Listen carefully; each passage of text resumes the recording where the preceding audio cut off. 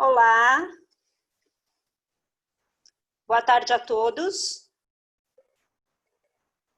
Danila, você vai tirar o folder? Obrigada. Gente, boa tarde a todos que estão nos acompanhando, muito boa tarde às nossas queridas convidadas aqui presentes, agradeço imensamente vocês terem aceito o convite da nossa comissão para o nosso evento do mês, que infelizmente não pode ser físico, mas está sendo online, e se Deus quiser, em breve a gente faz a retomada dos nossos eventos físicos. Bom, eu vou começar lendo o currículo das nossas palestrantes de hoje, gente, começando pela Cris Rude.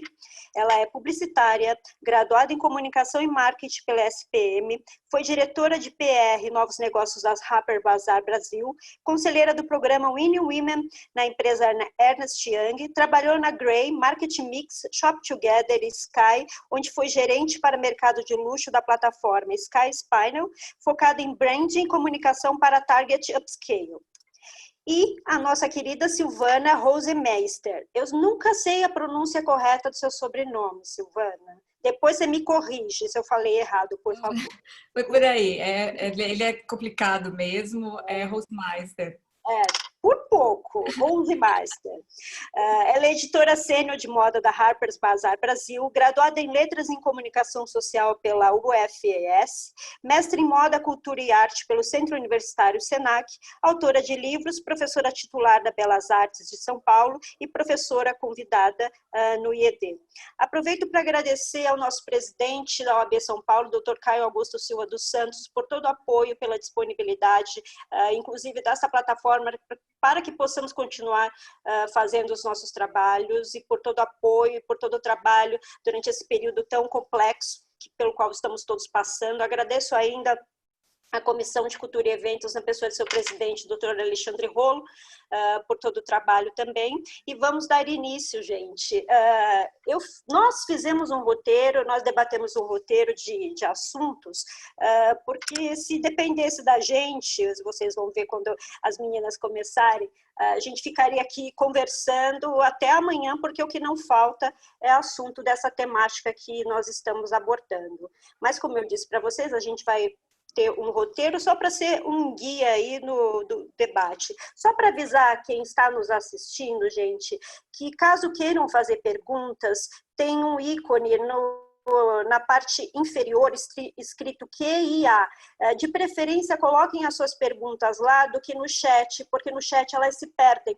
Lá no QIA, os funcionários da OAB, e a gente tem como acompanhar com mais especificidade, tá? Então, por favor, de preferência assim no final, para que a gente não fique meio perdida aqui tentando achar a resposta de vocês. E muito obrigada pela presença. Bom, vamos lá, o primeiro tema do nosso roteiro é um panorama geral da indústria da moda, antes e durante a Covid-19, sobre o ponto de vista das nossas convidadas e das atuações, porque elas têm atuações diversas dentro do universo da moda, e eu acho interessante que a gente tenha essa partilha de pontos de vista, de visões de um mesmo assunto, mas diferentes, porque a nossa visão como advogadas é uma, como advogadas da área de moda é outra, e de vocês que estão dentro do mercado propriamente, que fazem parte desses players, é muito importante que a gente saiba qual é a visão que vocês têm, porque vocês estão ali no meio do olho do furacão, passando por tudo isso. Então, quem das duas quer começar, fique à vontade, meninas. Sil, quer começar? Sil, tem que só liberar... Meu áudio estava fechado. Bom, primeiro eu quero agradecer pela oportunidade de estar aqui com vocês. É um imenso prazer estar falando com vocês. Thaís, super obrigada pelo convite, muita gratidão. Então, assim, eu acho que a gente precisa pensar em alguns aspectos, né? Pensando no lado econômico, né? O setor da moda, de uma maneira geral, não somente no Brasil, já vinha passando por vários problemas nos últimos anos, né? E vários problemas financeiros no mundo inteiro, né? Por mais que a gente estivesse aí numa dinâmica até de consumo, até aparentemente acelerado, as marcas vinham já sofrendo um processo de queda de vendas, né? A situação já não estava já muito tranquila. Agora, nesse período de pandemia, né, no mundo inteiro, a gente tem visto que, de fato, o consumo caiu drasticamente, né? Todo mundo sabe, ainda que as marcas que já têm um esquema organizado de venda online estejam melhores do que aquelas que não tinham esse tipo de contato com o consumidor. Então, de fato, o online, ele se tornou uma ferramenta indispensável. E mesmo quando a gente retornar, né, numa situação, num quadro pós-pandemia, eu acho que a gente ainda vai ter uma ênfase muito grande no online. Agora, a gente tem uma série de outros aspectos conectados a esse posicionamento até econômico das marcas, né? Eu acho que a gente tem aí vários aspectos para pensar, tanto do slow fashion quanto do fast fashion. Aqui no Brasil, né? Essa é uma realidade até que não é somente nossa no Brasil, mas eu acho que para nós no Brasil ela é muito importante. Nos últimos anos, a gente tem visto o surgimento de várias marcas pequenas, comandadas por designers, gente jovem que está saindo da sala de aula com uma outra cabeça, né? Com uma outra perspectiva de mercado. Então, não necessariamente eles querem estar dentro de uma marca muito grande, né? São pessoas que estão pensando no meio ambiente, são pessoas com foco em sustentabilidade, pensando outras formas de produzir, focando num público menor, trabalhando com upcycling ou procurando matérias-primas mais orgânicas. Então, a gente tem aí um movimento que são pequenos negócios comandados por jovens designers e esse é um movimento super bonito no Brasil, porque até então a gente sempre teve, lógico, marcas nacionais, mas a gente sempre observou que de uma maneira geral, o brasileiro sempre esteve muito mais conectado com o que vem de fora do que era produzido exatamente aqui no Brasil. E nesse movimento novo, né, de novos designers, a gente tem visto que o consumidor tem começado a perceber essas marcas e a privilegiar esse produto, que querendo ou não, ele é um produto que ele pode não ser de alto luxo, mas ele é um produto que está acima da média, porque ele é um produto feito em pequena escala, na maior parte das vezes num processo handmade ou com um processo de industrialização muito pequeno, são uma quantidade limitada de peças, às vezes você tem um designer que borda, então você tem aí uma construção de um mercado novo. Esse mercado, nesse momento, é lógico que ele está sofrendo, ainda que seja um mercado que, na maior parte dos casos, ele tenha nascido no online, porque é muito mais em conta você manter um business no online, né? Principalmente quando ele é pequeno, né? As vendas muitas vezes acontecem pelo Instagram, às vezes a pessoa nem tem um site organizado, um e-commerce, né? Ou ele trabalha, né, no esquema de marketplace, ou ele vende direto pelo Instagram. Então, é lógico que esses pequenos designers, eles estão passando por um momento super desafiador. Quem acompanha Instagram de moda e acompanha as pessoas, né, os nomes importantes, a gente tem aí uma grande campanha acontecendo no país, né, para que todo mundo olhe pelas marcas nacionais, privilegie o consumo de marcas nacionais, porque, de fato, a gente está passando por um desafio que que essas marcas se mantenham no mercado, né, que elas não peçam falência com tão pouco tempo de existência. Uhum. É justamente o que a gente vem percebendo assim de uma maneira muito enfática. Inclusive, aquela campanha que está sendo divulgada ainda, que começou no mês passado, aquela de Valorize a Moda Brasileira, que foi feito um vídeo, alguns teasers a respeito disso, a moda nacional. Eu acho que tem que ser isso mesmo. O brasileiro sempre valorizou muito o que vinha de fora. E eu acho que isso repercute um pouco momento pelo qual a gente está passando, das pessoas valorizarem os comerciantes, por exemplo, do seu bairro, os comerciantes que são próximos aonde você mora, aonde você trabalha. Eu acho que isso faz parte desse movimento, a valorização interna num momento tão difícil em que todos estão precisando de apoio, de uma mão estendida, ou então de um movimento realmente para que se valorize esse tipo de produção. Sil, muito obrigada pela sua colaboração nesse sentido. Vamos ver agora o que a Cris tem para conversar com a gente. Cris, só o seu vídeo tá... O vídeo não, o seu som. Ok. Bom, primeiro, de novo, boa tarde, quase boa noite aqui já. Super obrigada, Thaís. O pessoal vai ver, tem várias amigas aí que eu já vi que estão aí, eu estou super feliz. Muito obrigada pelo convite, Thaís. Enfim, isso que a gente está conversando, eu acho que tem todos os lados, sabe? Tem as internacionais que são importantes em toda a conceituação dessa questão de moda e de luxo que vem para cá, e tem as nacionais, as pequenas. Está todo mundo sofrendo. Claro que as internacionais têm mais um estofo para segurar essa onda toda, mas está todo mundo sofrendo com essa história. Porque a gente vem essa crise, não é uma crise que a gente fala, não é uma crise financeira só localizada. É uma crise mundial, que a gente nunca passou isso na vida. Então, eu e até a Sil, antes de começar, que a gente estava conversando aqui, a gente não tem muita receita de bolo, nem futuro, o que vai acontecer exato. A gente tem alguns dados do que pode acontecer, o que não pode e o que pode ser diferente, né? Sim, eu acho que essas marcas novas aí tem um movimento e um espaço muito importante no nosso consumo.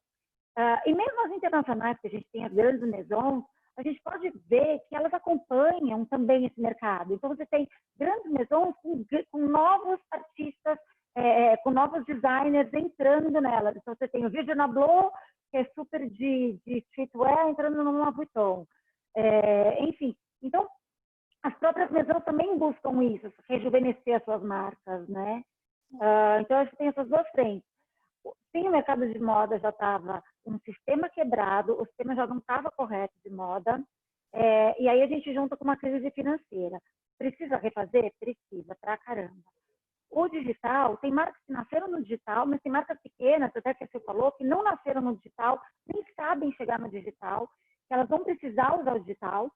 Eu acho que o digital, claro que ele não vai ser a única plataforma, a experiência é super importante, a experiência de compra é muito importante para o consumidor final, principalmente no luxo ou em moda, você ter essa experiência. Então vai ter, acho que, um mix desses dois aí, dessas duas entradas. A valorização do design nacional, eu já sou super fã e já valorizo há muito tempo o design nacional, assim, sabe? Eu acho muito importante para a gente dar esse devido valor que a galera merece. Mas tem toda a tradição das internacionais, enfim, das inspirações, que também vale a pena a gente ficar atento ao que vai acontecer aí.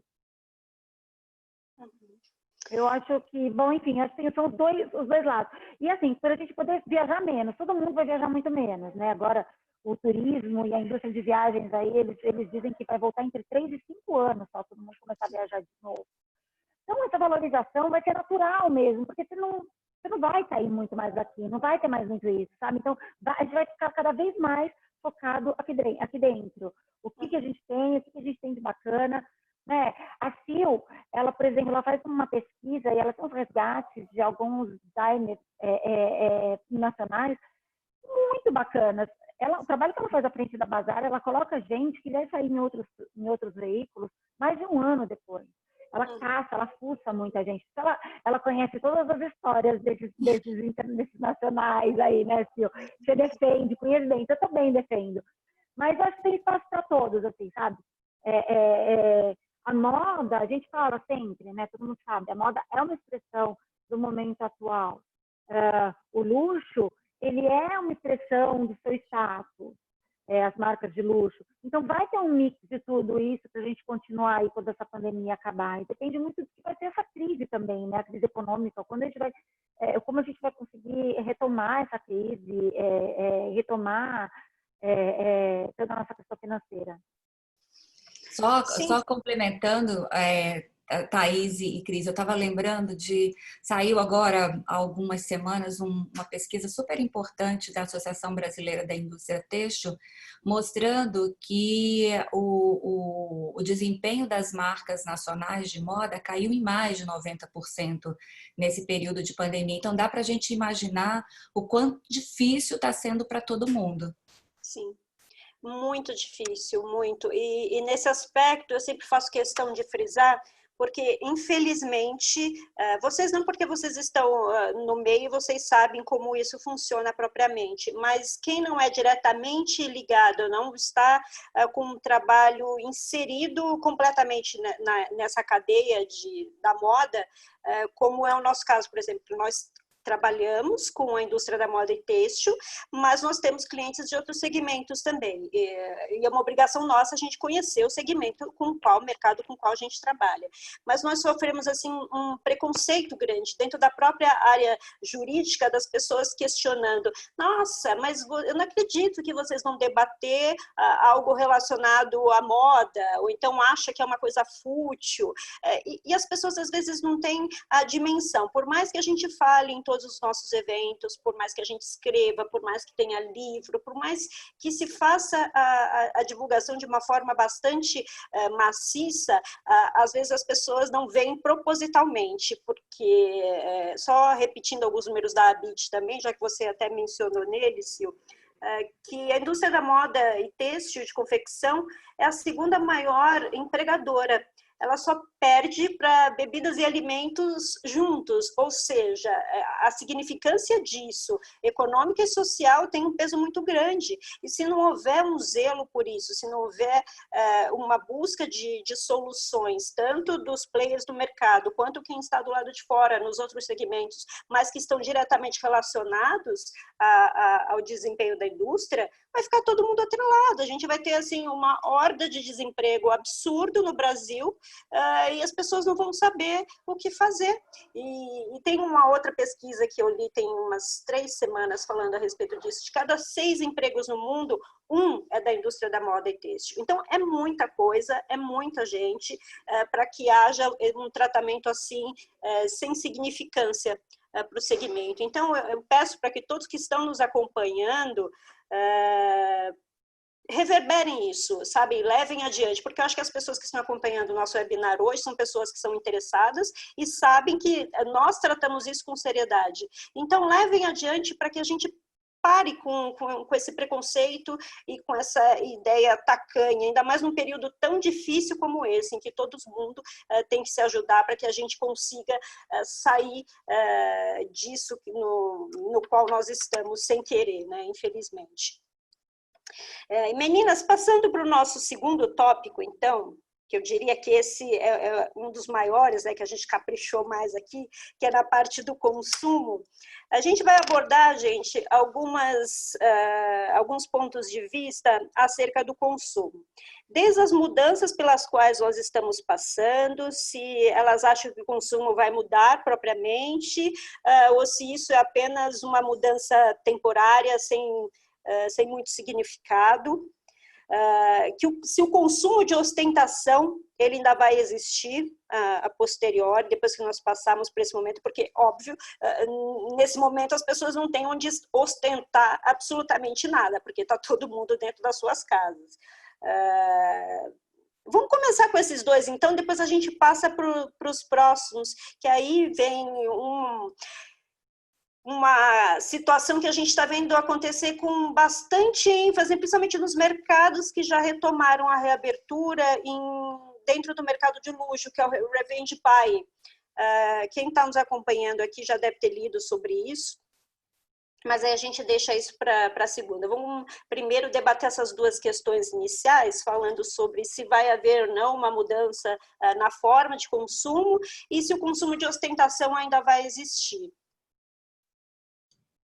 Bom, eu acho que eu vou evitar fazer previsões, né? Eu acho que a gente tem que pensar, até porque, assim, se a gente for levar em consideração o nosso universo no Brasil, a gente tem uma realidade social e econômica, principalmente nesse momento, um tanto diferente de outros países, né? Tanto da Europa ou da China, lugares onde a gente já vem percebendo uma movimentação pós-pandemia, né? A gente está numa situação de dólar bem alto no Brasil, a gente tem uma situação de desemprego, né? A gente tem boa parte da população com uma queda drástica de rendimento. Então, eu não sei se a gente vai ter no Brasil essa explosão de consumo, fila na frente de loja, como a gente já viu na França e como a gente já viu na China. Né? Na próxima semana, hoje foi anunciado pelo governo do estado que a partir da próxima semana algumas coisas começam a retomar, então a gente vai começar a ver como que isso vai se processar aqui no Brasil.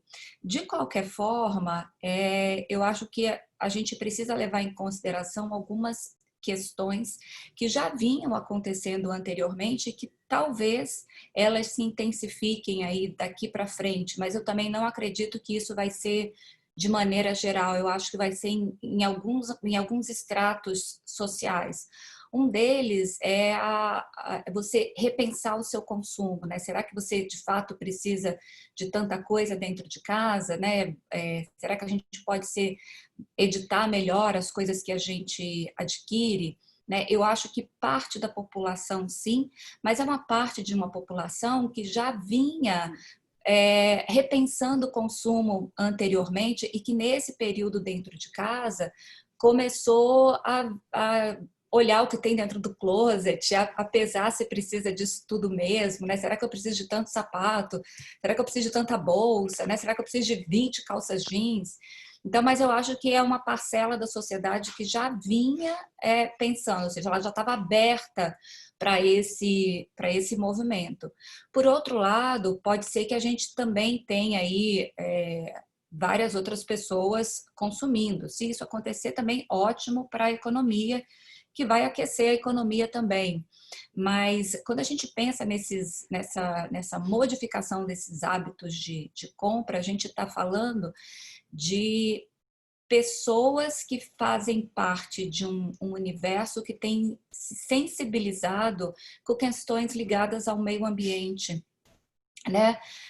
A gente sabe que a indústria da moda é uma indústria que ela tem um papel econômico muito importante, mas a gente também sabe que essa é uma indústria que polui pra caramba, né? Ela está aí de ponta entre as indústrias que mais poluem no mundo. E essa discussão, né, acerca da sustentabilidade, ela é uma discussão que ela também está sendo ampliada dentro de uma parcela das marcas.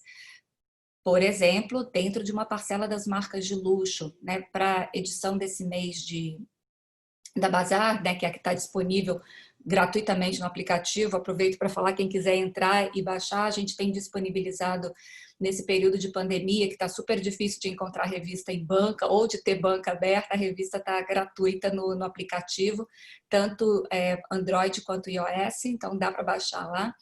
E eu conversei com vários estilistas para esse mês, tanto daqui do Brasil quanto de fora, e eu vi que a fala é a mesma entre todos, assim, estamos procurando repensar o sistema da moda, estamos repensando a sazonalidade, estamos repensando a quantidade de peças dentro de uma coleção. Eu não preciso fazer 200 peças, eu posso fazer 50, né? Eu vou buscar processos mais sustentáveis, ou quero fazer uma coleção 100% sustentável. Isso significa talvez ter um produto com preço maior? Talvez, mas eu também quero contribuir para mudar essa dinâmica que a gente conhece, né? A calça jeans lavada de uma maneira sustentável, ela gasta mais? Gasta, mas ela economiza quantos litros de água? Então, é esse tipo de pensamento que eu estou vendo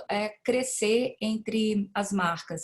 Algumas já estavam dentro desse processo, né? Algumas marcas já nasceram com esse processo, outras são referência, como a Stella McCartney fora do país, né? Que já há muito tempo tem um papel extremamente importante dentro da sustentabilidade, e outras que estavam aí flertando com essa possibilidade estão buscando, de fato, acelerar esse processo. Isso vai ser muito bom. Uma outra coisa é reduzir, de repente, a quantidade de desfiles, né? Será que você precisa de tantos desfiles? Será que você precisa de tanta gente viajando o mundo inteiro? Então, essa eu acho que é um outro aspecto que a gente vai ver aí com bastante mudança, né? Repensar as semanas de moda, repensar os formatos, de repente trazer lançamentos digitais para que as pessoas não precisem entrar num avião e sair. Eu acho que esse ano é um ano que vai ser muito diferente, porque ainda que a gente retome, a gente ainda está, o mundo todo ainda está com muito medo, a gente está vendo já em alguns lugares a segunda onda, prevê-se segunda, terceira onda da Covid, então a gente ainda não sabe exatamente como as coisas vão funcionar. Agora, uma outra coisa assim, que eu vejo que é um aspecto super importante é o papel do fast fashion, porque a gente sabe que nesse período de pandemia, as oficinas demitiram muita gente em vários países, né? Até aqui no Brasil, né? A nossa própria estrutura de fast fashion, que não é tão grande quanto em alguns países, mas a gente sabe que a gente tem e que ela igualmente sofreu. Então, você tem aí vários funcionários que foram demitidos, né, que estão desempregados, e uma grande preocupação é que esse fast fashion continua vendendo, mas está vendendo estoque. Quando esse estoque acabar e essas marcas precisarem retomar a produção, se elas não vão contratar essa mão de obra com um valor ainda mais baixo do que o já era praticado. E aí sim entra uma conscientização desse consumidor, né? Eu acho que nesse ponto sim a gente tem que o público tem que estar cada vez mais consciente do que é comprar uma peça fast fashion e de onde vem esse fast fashion, né? Aquela clássica, que já clássica frase do Fashion Revolution Day, quem fez a sua roupa, né? Existem camadas diferentes de fast fashion, né? Você tem algumas que são piores, outras são nem tão piores, porque já entenderam que é preciso valorizar um pouco mais essa mão de obra, mas de qualquer forma, eu acho que parte do consumidor ficar atento a todos esses processos. Sim. E você? A Silvana falou quase tudo, né? Quer complementar, Thaís, antes de eu começar? Não, pode começar já, Sil. Cris, eu comecei a falação antes da Sil. Não, tudo bem. É tanta coisa, gente, que acho que eu ficava aqui a tarde inteira. Só disso que vocês começaram a falar, eu já estou pirando aqui com tanta coisa para a gente colocar. O que a Sil falou é isso mesmo, acho que não dá para a gente fazer nenhuma previsão do que vai acontecer, o que não vai. Claro que vai continuar, tem gente que vai consumir. Eu vou tentar não me repetir tudo que a Silvana falou, que eu concordo acima e embaixo, tá? Então, eu vou tentar não me repetir e tentar lembrar tudo. Então, sim, vai ter gente que vai consumir muito ainda, vai ter gente que vai consumir menos. Um pouco pela consciência de realmente eu não preciso de tudo isso, o closet desse tamanho, tanto sapato não pega nem bem, sabe? Tem todo esse lado aí que a gente chama de milionização do consumidor. Não é que você é millennial, né? Eu brinco que eu sou millennial sênior. Não é que você é millennial, todo mundo tem um pouco de millennial em si, né? Com essa nova perspectiva e essa história toda. Então, sim, vai ter gente que vai ter consciência, sim, vai ter gente que vai olhar isso tudo e falar, não precisa de tanto, vamos menos. E vai ter muita gente sem dinheiro, gente. Vamos combinar. A crise financeira vai ser grande, bem grande. A gente vai ter uma recessão muito grande. A gente já não estava vivendo uma aceleração muito grande financeira, que a gente sabe. Né? Não só o Brasil, mas assim, a própria China, né, que a gente estava falando aqui, dessas retomadas da China, né? Ninguém estava vivendo uma aceleração financeira muito rápida, né? Então, vai sim, eu acho que tem uma questão de consumo reduzido, independentemente de ter consciência ou não. Porque você não vai ter tanto dinheiro, então você vai ter que editar melhor o que comprar, você vai olhar mais o que você precisa de verdade e você precisa, eu acho que o que está acontecendo é trazendo essa consciência para as pessoas de por que eu vou comprar dessa marca? Copia tudo, né? Vocês aí do direito, eu já trabalhei em grandes marcas que sempre eram copiadas e sofriam demais com essas cópias. Né? O que eu usava de advogados aí era enlouquecido. Ou vou copiar essa marca que copia, vou comprar essa marca que copia, que não paga direito às costureiras, que trabalha com, né, tem um trabalho análogo à escravidão, né, que contrata fornecedores para trabalho análogo à escravidão. Ou vou comprar essa marca que, cara, pensa no impacto positivo e gerar impacto positivo no ambiente. Então, toda essa questão de sustentabilidade, pensar em novos materiais, pensar em lavanderia de jeans, que não seja tão poluente, e também impactos menores na comunidade, né? Então, como é que melhores até para as comunidades? O algodão que eu compro, ele é orgânico, ele vem de qual comunidade, onde eu posso ajudar?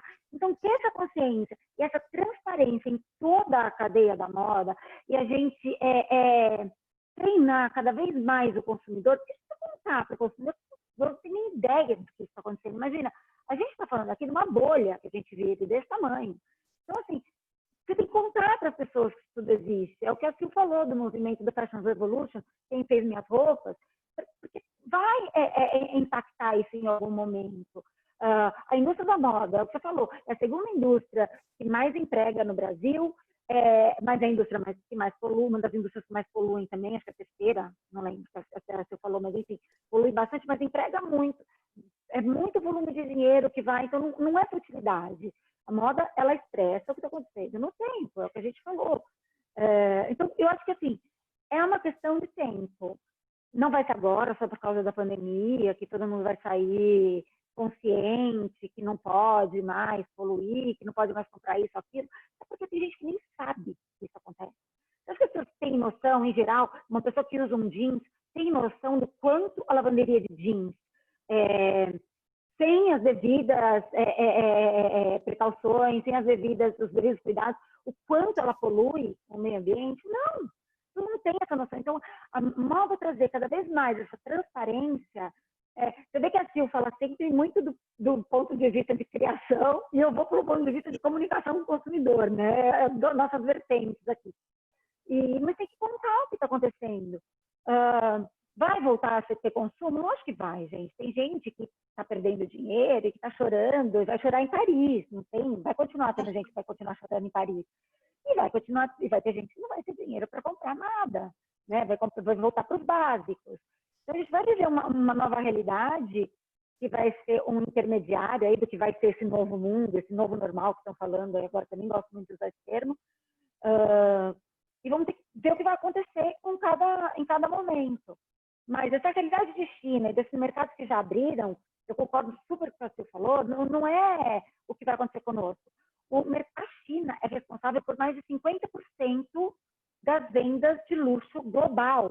Você imagina, o chinês consome mais de 50% do mercado global. Então, é óbvio que lá eles estavam ávidos da hora que abrisse. Teve a história lá da Hermès, vendendo sei lá quantos milhões de filas e tal. A Hermès não tem online. Tinha um monte de encomenda anterior feita. Estavam esperando, estavam com dinheiro, foram lá e compraram. Mas isso não é, isso é uma fotinha do que aconteceu, sabe? Não é o que está acontecendo no mundo inteiro. O revenge aí, acho que você vai falar, vamos falar depois, né, do revenge marketing aí, do revenge buying, que a galera fala. Mas cada comunidade, cada país está sofrendo diferente com essa Covid. Você vê, a gente está alcançando números absurdos de mortes e de contaminados. Enfim, então acho que cada comunidade, cada país, cada local vai reagir de uma maneira diferente ao retorno do consumo. Mas que as marcas precisam, sim, cada vez mais criar essa consciência da transparência para o consumidor e pensar no outro também, sabe? Não só querer fechar as coisas e vender. Não, vamos pensar como é que a gente vai fazer uma venda inteligente, como é que o cara vai ficar feliz comprando isso, enfim. Isso tudo a gente vai ver como vai se comportar, mas se as marcas precisam ter mais consciência, sim, precisam. Isso tudo, só um parênteses que lembrei agora, a gente está falando muito de roupa, né? O fashion roupa. Tem toda uma questão que está crescendo bastante, que é beleza. beleza é uma questão, né, é uma vertente do fashion, que tem crescido cada vez mais as vendas. O online de beleza está crescendo muito, enfim. É porque agora a gente vive nesse plano americano aqui, né? Então a gente vai comprar tudo que fica aqui. Enfim, então tem várias frentes aí. O luxo vai se comportar de uma maneira, a moda de outro, beleza de outro. Temos que analisar cada passo aí. Eu concordo com isso também, eu concordo com vocês, meninas. A gente já havia conversado sobre isso, inclusive, e é uma readaptação que é como você disse, as pessoas não vão se transformar da noite do dia em consumidores conscientes. Quem já estava nesse processo, esse processo acelerou e vai continuar. Quem não estava, foi jogada na cara a realidade e a pessoa vai assimilar isso e vai ver como daqui para frente vai lidar. Mas não é um processo que aconteça de uma hora para outra, mesmo porque a gente está trabalhando aqui sob hipóteses, a gente está analisando as coisas de como nós éramos e como nós estamos. Mas o que vem pela frente, a gente está tratando hipoteticamente, a gente está imaginando como possa ser. Mas nenhum de nós tem uma bola de cristal ou pode afirmar com certeza nesse sentido, mas que vai efetivamente mudar, vai, porque nós fomos obrigados a mudar, querendo ou não, você estando de acordo com aquilo ou não, foi uma mudança impositiva. E quando isso acontece dentro de uma sociedade, já é um grande acontecimento, imagina numa sociedade como um todo, a nível mundial. Então, a gente não tem como ver o que essa onda vai causar daqui a um mês, daqui a um ano, daqui a 10 anos. A gente sabe que a gente está participando disso ativamente, infelizmente, mas o que vai ser daqui para frente está um processo em construção realmente. Eu acho que seria um bom momento para que a gente aproveitasse esse momento em construção para melhorar. Porque o que estava antes não estava tão bom, porque se tivesse tão bom assim, tinha se mantido de uma forma ou de outra. Mas não foi, precisou vir um acontecimento dessa monta para dizer, olha, eu acho que vocês têm que pensar no que vocês estão fazendo. Então, eu acho que isso se aplica não só à indústria da moda e têxtil, mas ao mercado de consumo de uma forma geral, de tudo. Será que, como você disse, Cris, será que a gente precisa realmente de tudo isso que a gente compra? Será que a gente precisa ter 50 pares de sapato, viajar 15 vezes por ano para fazer compras? A gente está vendo que isso não é uma necessidade, era um gosto, era um querer, era uma vontade, mas que não está vinculado à necessidade. Então, a gente vai ter que encontrar um novo eixo aí entre a necessidade e a vontade dentro da perspectiva que se caracterizar para a gente. É muito difícil, gente. Todo dia eu leio novas tendências, como é que vai ser o mercado de consumo, como vai ser isso, como os millennials estão se comportando. Eu adorei essa autoidentidade, Cris, millennial sênior, eu vou adotar para mim também, pode? Não, e tem um ponto que eu acho que a gente tem que refletir, que a gente, né, a nossa indústria e a nossa sociedade capitalista hoje é uma sociedade que faz com que a gente pense que seremos jovens para sempre, né? E ficaremos aí por muito tempo. E quando a gente tem uma situação drástica como a gente está vivendo hoje, a gente volta a compreender o quão frágeis nós somos, né? Você pode estar vivo hoje e não estar amanhã. É lógico que sempre isso pode acontecer, mas a gente é levado a imaginar que a gente vai viver muito, né? A gente está sempre pensando no futuro, a gente não pensa no presente. E isso faz com que a gente esteja em casa, vendo o noticiário, o que está acontecendo aí todos os dias e que a gente passe a refletir exatamente, né, qual é o nosso papel nesse mundo que a gente vive e que a gente quer deixar para os nossos filhos, para os nossos netos. Exatamente isso, Sil. E aí a gente até entra na pergunta subsequente, literalmente a questão do revenge buying, mas eu acho que do revenge buying, mas eu acho que vocês já pontuaram algumas questões, principalmente a diferença de consumidor, porque isso é muito importante. Tanto que as marcas de luxo, quando começaram a vir para o Brasil, tiveram que sofrer um processo de adaptação aqui para entendimento do nosso mercado, porque o mercado brasileiro é completamente diferente dos Estados Unidos, da Europa, da Ásia, então isso tem que ser levado em consideração também nesse momento. E eu, particularmente, acho que essa questão... Uma coisa que a gente faz, sabe aquela história que vai ter que se adequar, desculpa te cortar, mas vai ter que se adequar. Imagina! Aí tem que ver como é que as internacionais vão entrar nisso, como é que as nacionais vão entrar nisso, assim. Roupa de frio, gente, tem que vender no frio. Roupa de calor, tem que vender no verão. A gente, aqui, nosso calendário é completamente trocado. E mesmo com as internacionais, é uma confusão tão grande que ninguém nem na moda mais entende. Quando lança primavera, verão, quando lança inverno, quando não lança. As coisas às vezes são mais atemporais, sabe? Não precisa mais estar ligado nesse calendário dessa maneira. Então, isso também começa a te dar uma outra consciência. Meu marido sempre falou, eu não consigo entender como vocês conseguem sobreviver. Agora que está esquentando, vocês vão vender vocês vão liquidar o verão. Agora que está esfriando, vocês vão liquidar o inverno. Quem não é desse mercado não consegue entender, porque realmente não faz sentido. Que é isso que está acontecendo nesse movimento, né? Tanto na Best, a Bit, todos aqui do Brasil e todas as outras associações de moda internacionais, vamos parar de apresentar tanta coisa. É o que a Sil falou, vamos apresentar menos, vamos viver com menos, vamos entender direito. No frio você compra roupa de inverno, no verão você compra roupa de verão.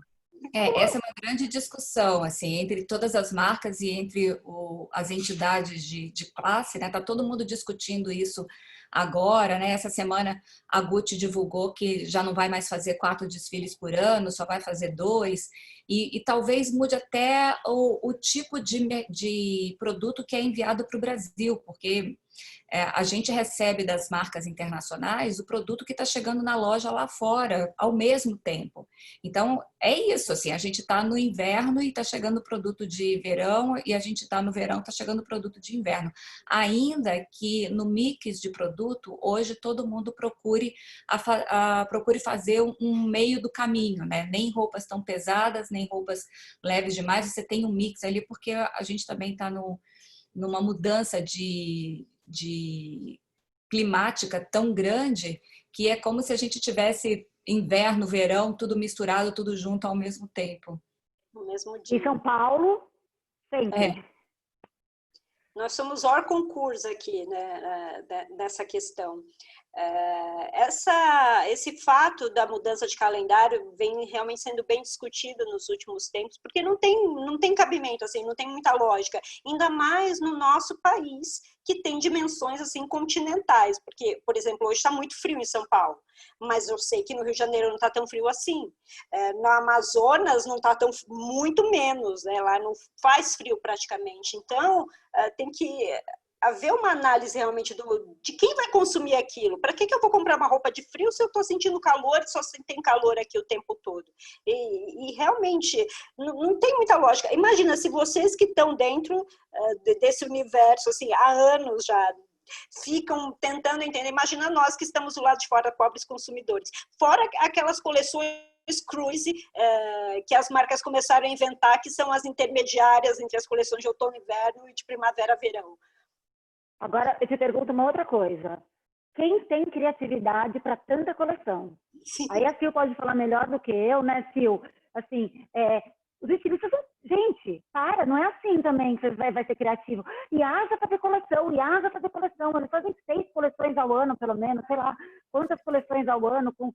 Não tem tanta criatividade assim. Precisa também parar e repensar qual é a identidade da sua marca. Para você parar de jogar coisa no mercado que ninguém vai precisar e que já está tudo visto.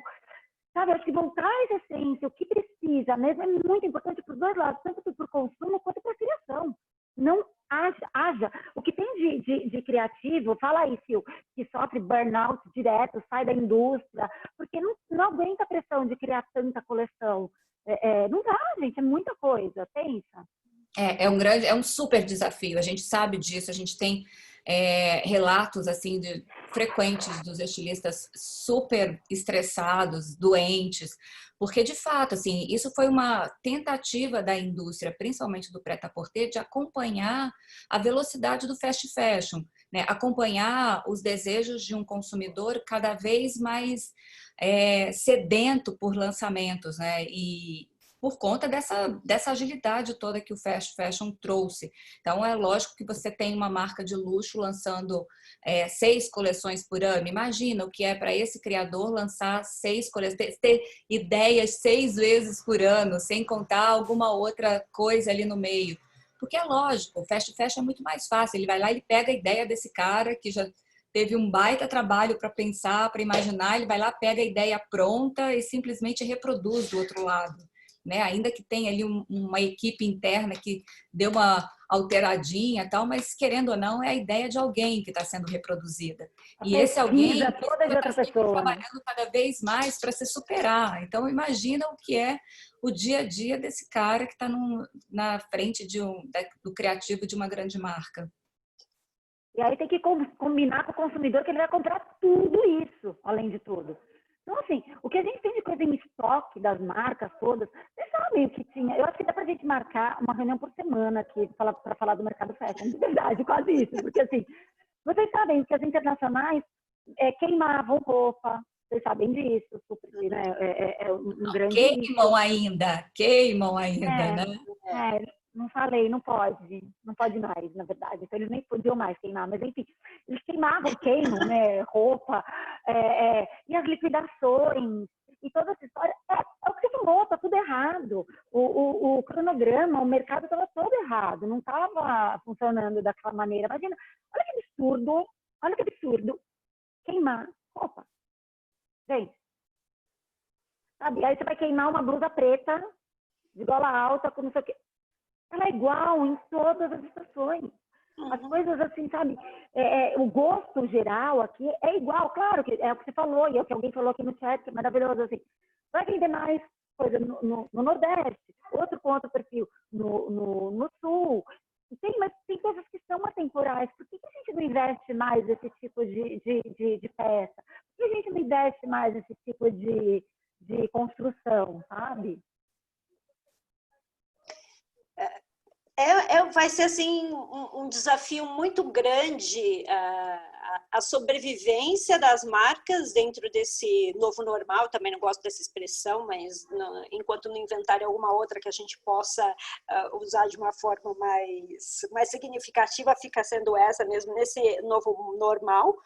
Como é que isso vai se concretizar? Como isso vai se fundamentar? Como tudo isso que a gente está observando com lupa agora, porque como estamos todos dentro de nossas casas, a gente começa a observar o lado de fora com lupa.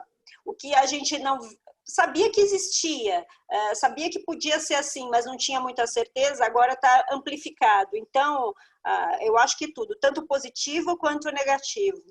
Eu acho que realmente vai ter que ver um novo entendimento. Aí, nesse sentido, eu puxo o que vocês até mencionaram nas primeiras perguntas que a gente conversou, meninas, dentro do nosso roteiro, a respeito das marcas mais autorais, a respeito das marcas que têm uma preocupação assim maior com o desenvolvimento das suas peças, um maior cuidado com essa parte não só a parte de criação, mas de onde vem a origem desse produto, para que vai ser desenvolvido, e depois na fase do descarte, se tem algum trabalho nesse sentido. Vocês acham que as pessoas vão se preocupar efetivamente mais com isso, ou é apenas uma coisa assim mais momentânea? Como eu já tinha pontuado, assim, a gente está num processo de mudança. Eu acho que se tem um aspecto agregador da moda é que ela é também um super reflexo da sociedade que a gente vive. E se a gente for partir desse parâmetro, a própria sociedade, de uma maneira geral, ela tem estado mais preocupada com os rumos do planeta. Até as discussões que eu acho que a gente precisa ter aqui mesmo no Brasil, né, a respeito das nossas florestas, do quanto a gente está se preocupando com o desmatamento, com a questão indígena, né? Agora a gente está vendo que tem novas pesquisas surgindo aí, capitaneadas pela ONU, né, mostrando que manter as florestas também significa frear as pandemias. Eu acho que a grande preocupação daqui para frente é que com o desmatamento da Amazônia, que a gente esteja aí abrindo um portal extremamente perigoso. A próxima pandemia pode sair do Brasil, segundo os alertas de vários pesquisadores daqui mesmo do país, né? Tem saído várias matérias aí na imprensa a respeito disso, e essa consciência, né? E que infelizmente talvez aqui no Brasil ela não esteja seguindo o mesmo compasso que está aí no mundo inteiro, mas, de maneira geral, o mundo está se preocupando com o meio ambiente, para onde a gente está caminhando e quais são os caminhos que a gente precisa trilhar para ter um futuro menos massacrante para nós mesmos. E nesse processo, a indústria da moda ela tem contribuído com alguns aspectos. Por exemplo, a gente tem aí uma pesquisa imensa de novos tipos de couro vindo de plantas, né? Pesquisa com micélio, pesquisa com hemp, com frutas, né? A gente tem aí o couro do abacaxi, que é o que está aí mais já amplamente sendo utilizado.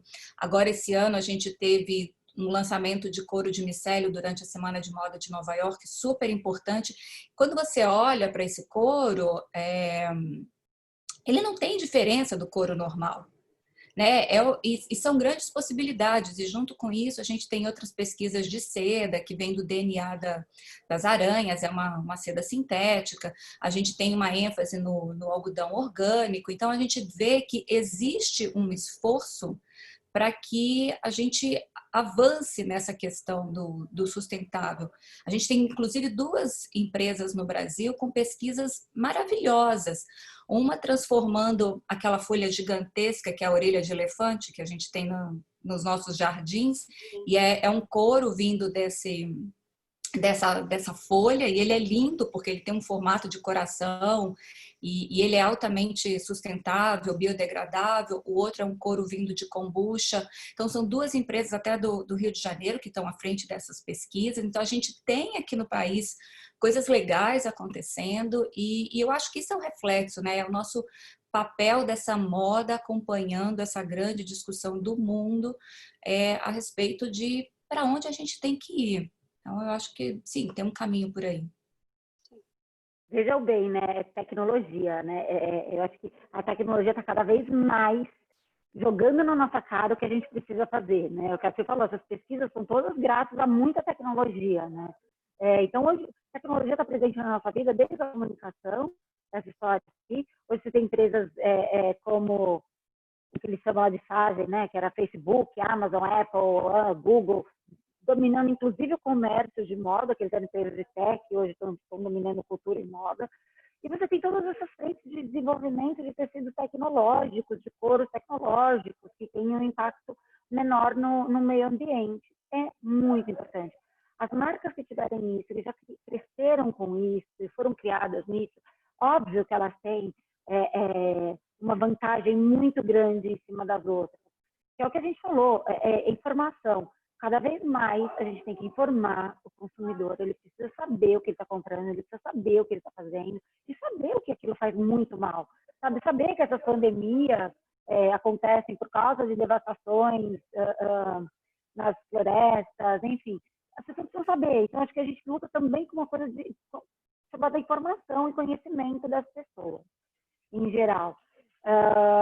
Então, acho isso super importante de pensar nessa história de tecnologia vindo para suprir isso tudo.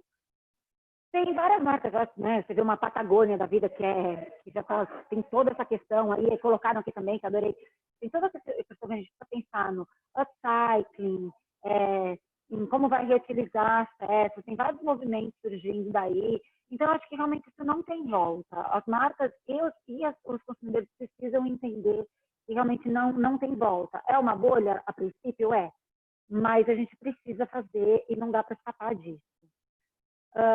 Eu não lembro, ia falar mais alguma coisa? Esqueci, eu interrompo.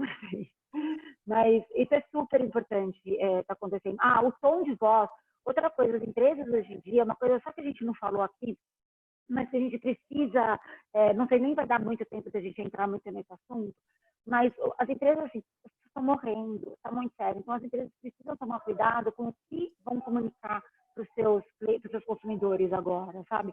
Então, você tem mercado de luxo todo, principalmente, as internacionais, falando das marcas, mas eles não estão falando de produto, né? Então, como que a gente vai se comunicar? Qual que é esse tom que as marcas têm que atingir? Por outro lado, é o que também a gente conversou mais cedo, assim, tem marcas que precisam sobreviver, então ela tem que vender. Então, existe toda uma história e até isso tudo se adequar, vai demorar.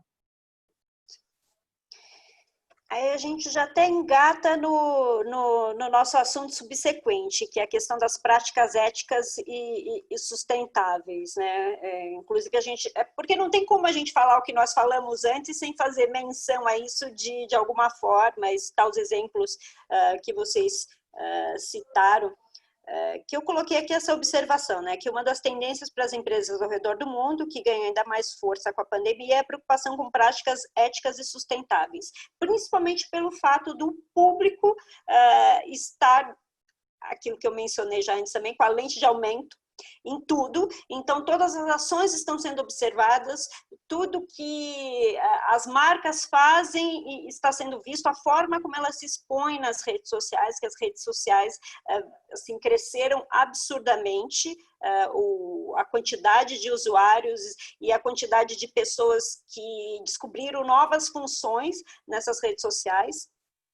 Então, eu até coloquei aqui, que as empresas vão ter extrema dificuldade em se manter se elas não tiverem essa preocupação, seja no âmbito de ética, quanto no âmbito de sustentabilidade, seja para reter talentos dentro da sua própria empresa, ou seja, a sua mão de obra, seja para conquistar os seus clientes.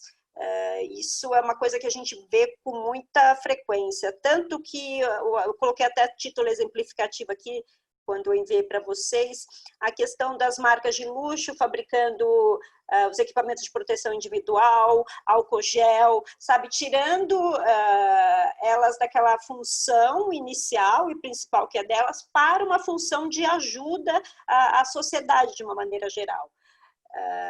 A outra, e as marcas de luxo foram as primeiras a se posicionarem com isso, sabia? As marcas de luxo foram as primeiras. Então, você vê uma Vuitton que parou a fábrica da Dior para fazer álcool gel imediatamente.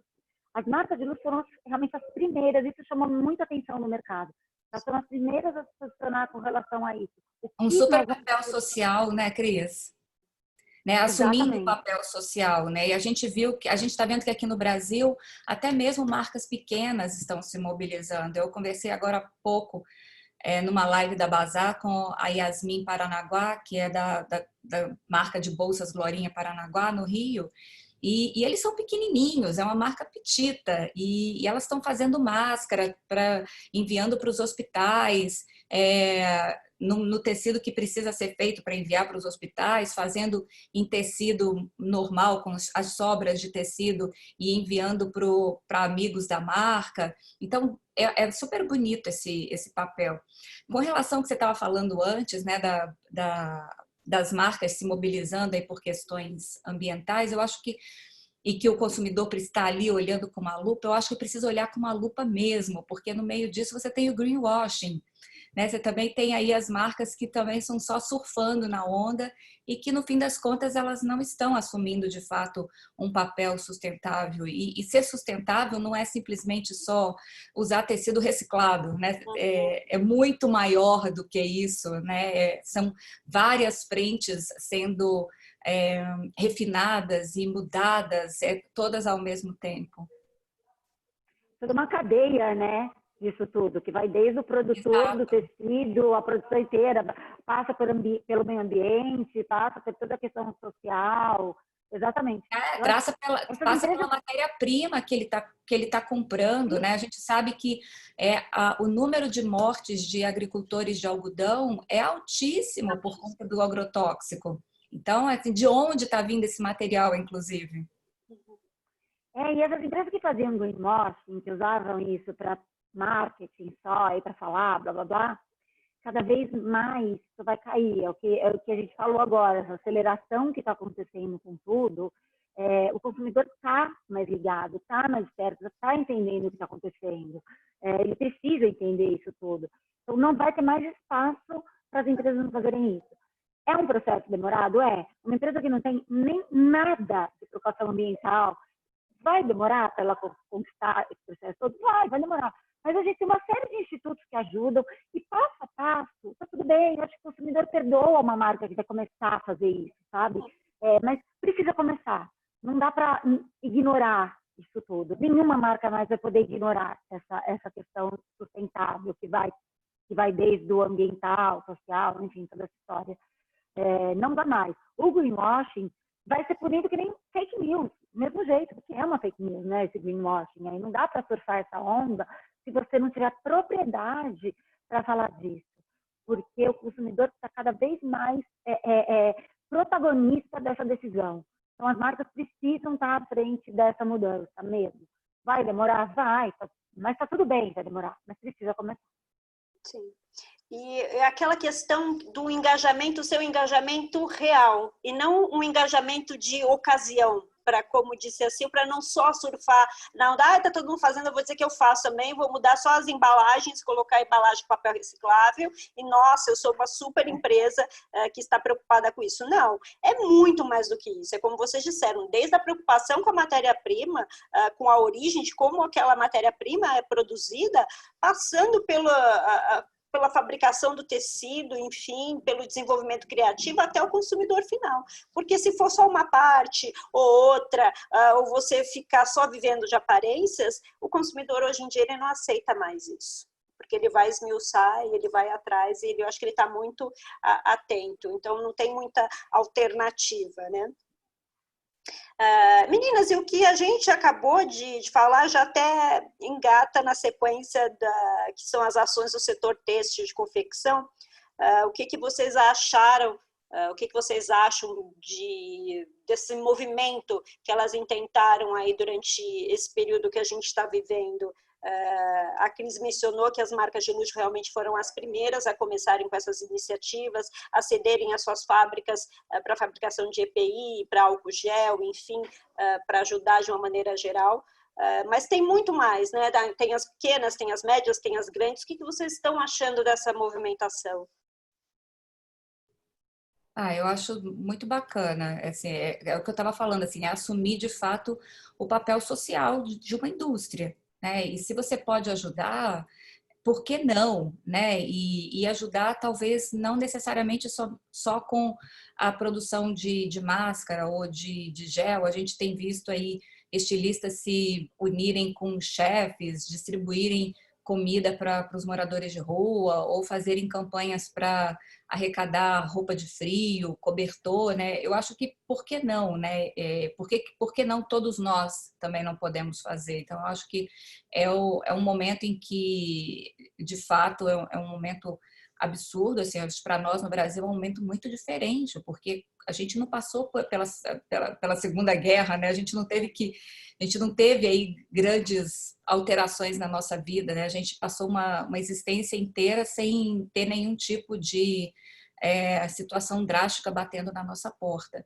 E é lógico, assim, e no meio dessa pandemia, a gente sabe que tem outras coisas acontecendo, né? A gente tem outros surtos aí acontecendo, outras doenças avançando, então a gente, de fato, não está numa situação muito fácil. É isso, as marcas, assim, várias delas estão se movimentando, mas você vê que tem muitas que estavam se movimentando, que normalmente é surpresa, né, Sil? Então você vê uma reserva, né, o Rony, que sempre fazia já essa história antes, ele continua pegando mais pesado. Então, tem algumas marcas que já protagonizavam essa situação e que estão assumindo uma linha de frente.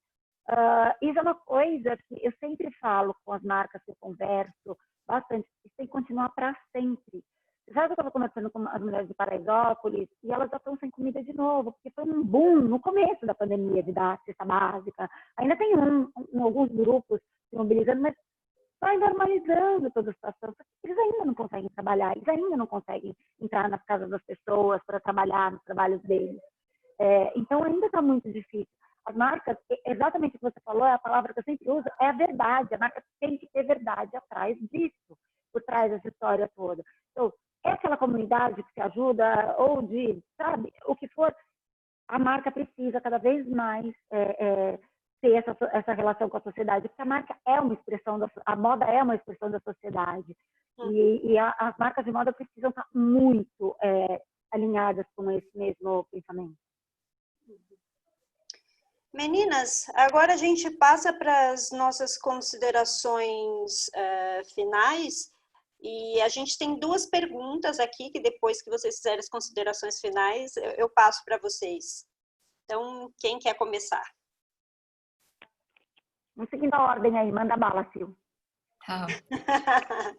Eu só dou palma. Eu acho que a gente falou de tudo, né? Acho que a gente fez aí um panorama super importante do que está acontecendo e inclusive do papel da moda. Eu queria só talvez retomar um ponto que você falou lá atrás, né? Por que de uma maneira geral, por que as pessoas ainda têm um ranço, né? Digamos assim, em relação à moda. E essa é uma indústria de pontos muito positivos e pontos negativos. Talvez venha daí, né? Do ponto de vista do observador. E é lógico, assim, a gente nasceu pelado, a gente precisa colocar alguma coisa em cima desse corpo o tempo inteiro e a gente não cobre esse corpo só por pudor ou por proteção, né? Tem um processo criativo aí no meio e ele é muito sutil. É como nós somos impactados pelo que está acontecendo no mundo, na mesma proporção que os designers também são impactados pelo que está acontecendo no mundo. Então, cada um dentro do seu quadrado, a gente está aí exercitando um processo criativo em cima dessa tela em branco todos os dias. E essa percepção de que a moda tem um papel de identificar o que está acontecendo na sociedade e de exteriorizar esse papel, né? E quando a gente olha para trás, a gente inclusive consegue entender que sociedade era em determinado momento a partir dessas roupas, né? E a partir do que está sendo produzido. Então, lá na frente, quando a gente olhar para trás, que mundo é esse que a gente vai ler a partir do que a gente está vestindo nesse momento, ou a partir do que a gente passou a vestir dentro de casa, o que a gente vai vestir quando a gente sair de dentro de casa, mas é entender que essa é uma área fascinante quando se olha pelo ângulo da antropologia, da sociologia,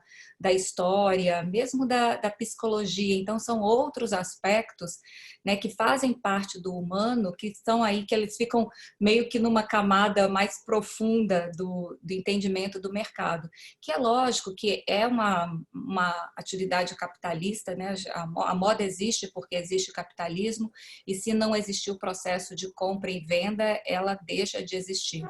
Então, é importante que tenha, né, para a existência da indústria, o processo de compra e venda, ele tem que continuar existindo, mas que compra é essa, que venda é essa, né? O quanto isso está custando do mundo que a gente vive e que de maneira a gente pode fazer diferente, tanto do lado das marcas, quanto do lado do consumidor olhando essas marcas. Para nós, do ponto de vista da imprensa, né, é um questionamento que a gente tem buscado sempre e que a gente tem buscado mostrar o que está sendo feito de diferente, né? Quais são as possibilidades, como esse mundo está mudando, né? E o que isso está sendo agregado para as marcas. No geral, se cada um desses setores, né, cumprir a sua parte, é lógico que a gente vai ter um mundo muito melhor do que o que a gente conhece hoje. Com certeza. Ai, Sil, eu fico tão feliz em te ouvir falando tudo isso, porque a gente sempre fala, mas as pessoas parecem que não acreditam muito. E eu amo essa parte sociológica e antropológica da moda. Eu acho isso assim de uma extrema relevância para você observar a evolução, inclusive, do homem, a evolução comportamental, de deixar de ser quase nós somos animais, né? Um animal irracional, para chegar no ponto em que nós chegamos e para onde iremos. Essa é a minha parte que eu mais amo na moda. Muito obrigada por ter compartilhado com a gente isso. E você, Cris? Eu vou falar igual a Regina Duarte. Tinha tanta coisa que eu queria falar, gente. Não vai dar tempo de eu falar tudo que eu queria falar. Eu tinha tanta coisa bacana para falar. Tô brincando, olha só. Eu acho, realmente, tudo isso realmente é muito importante a gente pensar, sendo que a gente tem um Brasil que é completamente diferente, isso a gente não pode esquecer, queria ressaltar aqui, o Brasil é completamente diferente dos outros países, a gente está vivendo a pandemia de uma maneira completamente diferente dos outros, a gente tem favela, que não é a realidade de todo mundo, a gente tem um monte de coisa, é muito diferente tudo, né? É muito mais preocupante até. Mas, retomando para as marcas, eu acho que as marcas precisam prestar atenção nisso tudo que está acontecendo. E sim, é um retrato da sociedade, sim, é um movimento completamente. Toda essa questão antropológica é muito importante. E, sabe, o termo moda, vem de quando, Sil, o termo moda, que eles começaram a usar? Mas foi século tipo XIV, 1800 e pouco. Século XIV com ênfase no século XIX, quando começa a Revolução Industrial. Que começou a usar essa coisa de moda, o conceito de coleção. E você vê que isso tudo está muito ligado a todos os movimentos de moda estão muito ligados a todas essas revoluções que aconteceram. Olha, o que você falou, a Revolução Industrial, propiciou uma série de questões. A Primeira Guerra fez que a mulher tivesse mais... a mulher começasse a trabalhar fora, porque os homens estavam todos na guerra lutando, a mulher tinha que trabalhar fora, ela começou a se vestir de uma maneira diferente do que se vestia antes, aqueles longos vestidos, ela podia se movimentar. Então, toda evolução, estudar a história da moda é enriquecedor pra caramba em qualquer atividade que você exerça, nesse segmento, até em outros, porque assim, é isso. Aí veio os brechós, os second hands, que a gente não falou nada aqui, que isso, né, já era um movimento que estava vindo. Isso veio do quê? Veio da Segunda Guerra Mundial, onde morreu muita gente, os judeus perderam tudo, e aí tinha roupa sobrando. Tem toda essa questão histórica, o que a une com a arte. Estão me ouvindo ainda, não?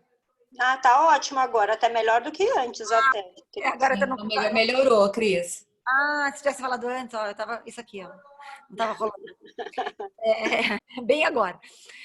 Mas, enfim, então é realmente muito importante analisar a moda nesse sentido e o que ela representa na sociedade e o que ela representa em diversas diferentes sociedades, sabe? O que ela representa para um público mais um público mais desigual, enfim, isso tudo é muito importante a gente sempre nunca tirar da cabeça, sabe? Nunca tirar de vista.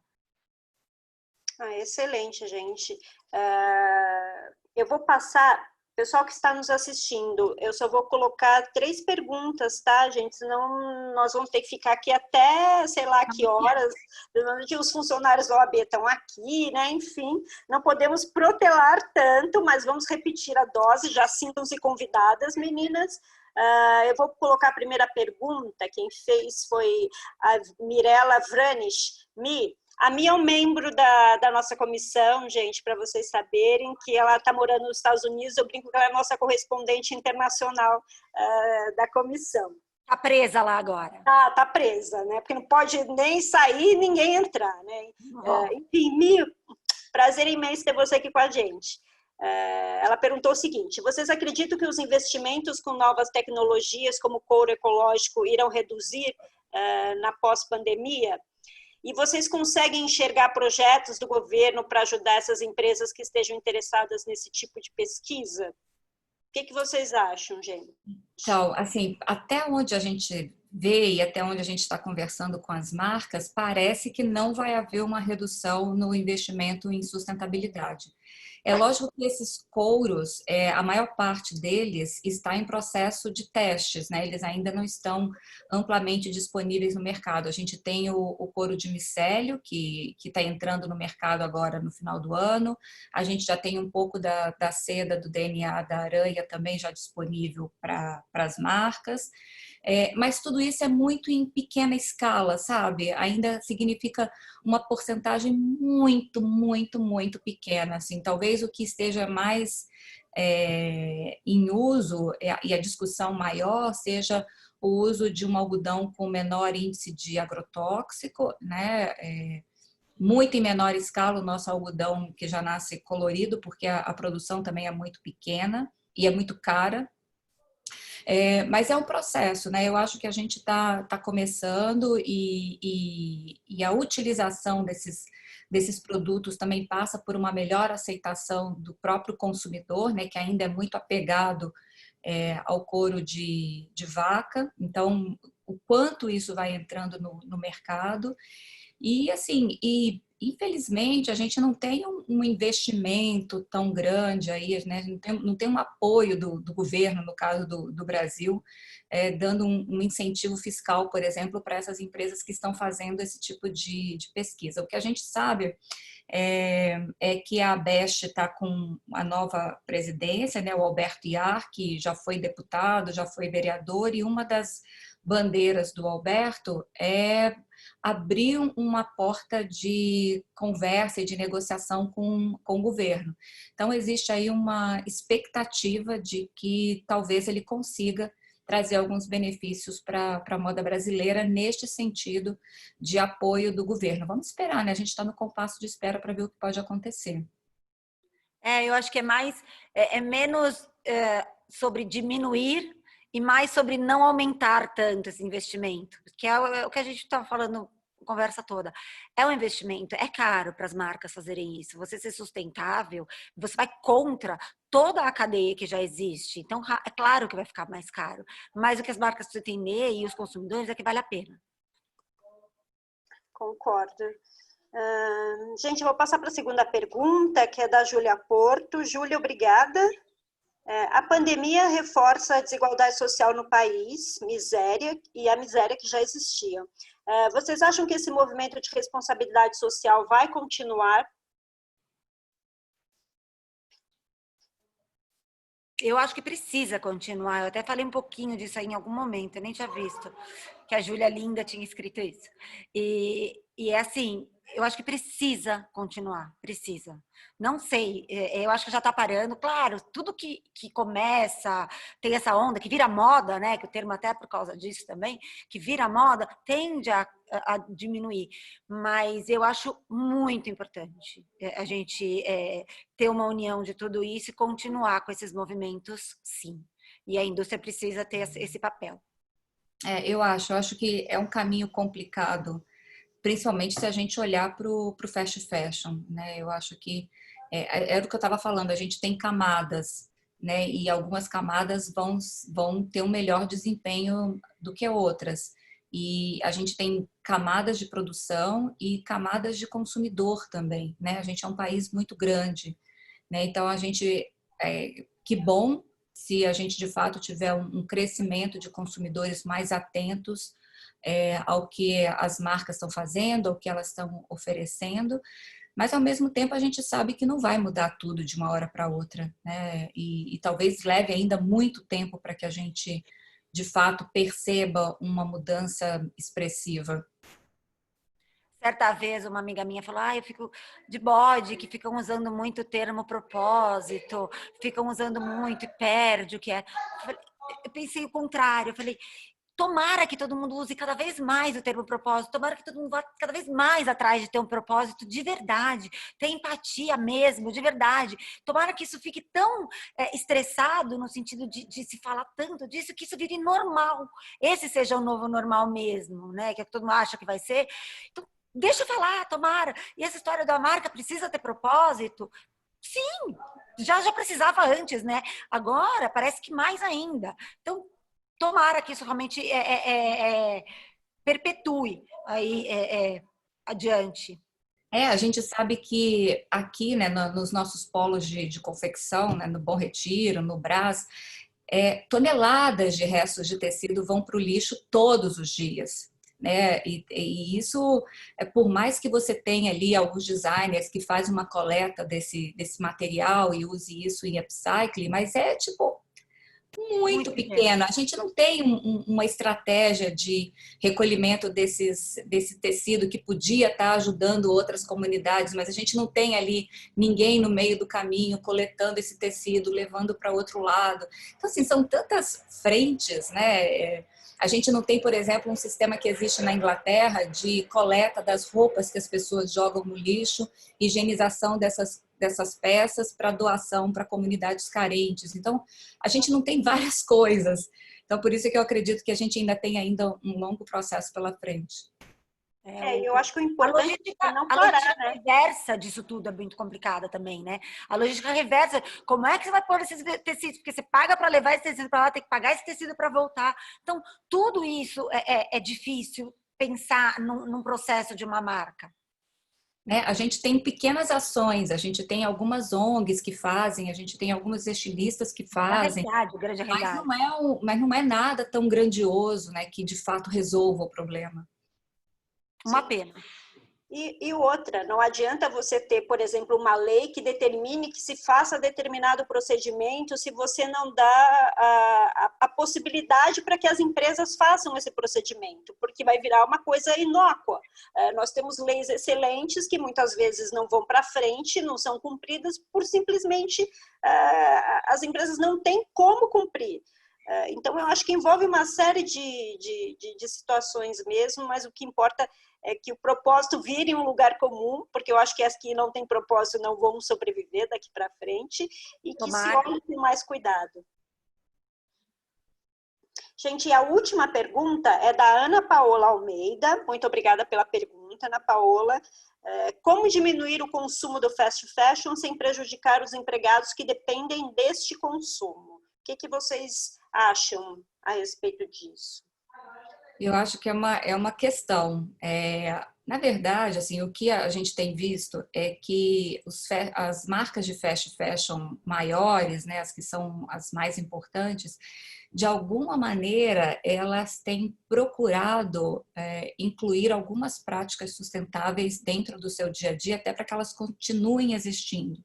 A gente sabe que Topshop, Zara, a C&A, né, todos esses grandes players, eles também estão preocupados com essa mudança de paradigma, com essa mudança de consciência do consumidor. Então, em algum grau, cada uma delas também já vem colocando em prática novos procedimentos, porque todas elas já compreenderam que esse é o futuro, né? Todas elas têm condição de adquirir pesquisas de macro tendência para daqui a 10, 20 anos. Elas estão enxergando lá na frente, elas estão vendo coisas que nós não estamos vendo ainda, e elas estão se preparando para esse futuro. E pelo que a gente está vendo agora, pode ser que sim, a gente tenha um futuro aí mais positivo no que diz respeito a essas grandes empresas estarem se transformando para também acompanharem o que o consumidor está buscando. Eu concordo total. Do mesmo jeito que elas surgiram, dessa maneira enlouquecida que elas surgiram, elas conseguem se adaptar, elas vão ter que se adaptar para continuar com isso.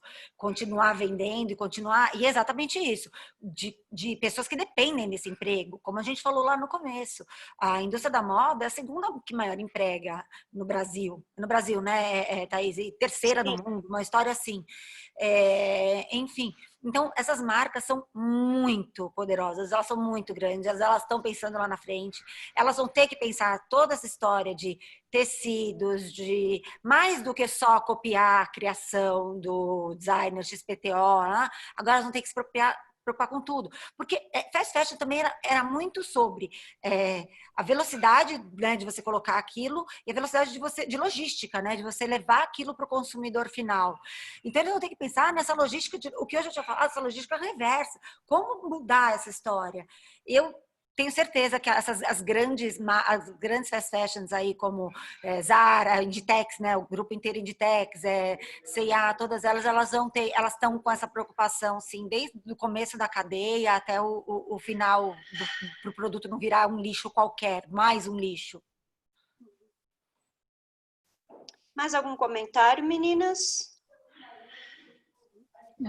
Gente, foi um prazer imenso ter vocês aqui hoje. Como eu já disse antes, repito, assim, ficou um monte de coisa de fora que a gente vai lembrando enquanto vai falando, e que por que eu não falei isso? Porque não deu tempo, né? Porque você estava falando de outra coisa. Então, vamos voltar a esse debate, porque a gente tem bastante coisa para conversar e essa troca é muito enriquecedora. Para mim é uma alegria muito grande poder ter começado esse trabalho na OAB, ter começado esse trabalho institucional no Brasil e fazer essa união entre o universo jurídico com o universo da moda. E é um prazer muito grande, foi um prazer ter vocês aqui conosco hoje. Agradeço a todos nós que estavam nos acompanhando aqui, muito obrigada. Aviso para quem tiver interesse depois, se quiser rever, a palestra foi gravada.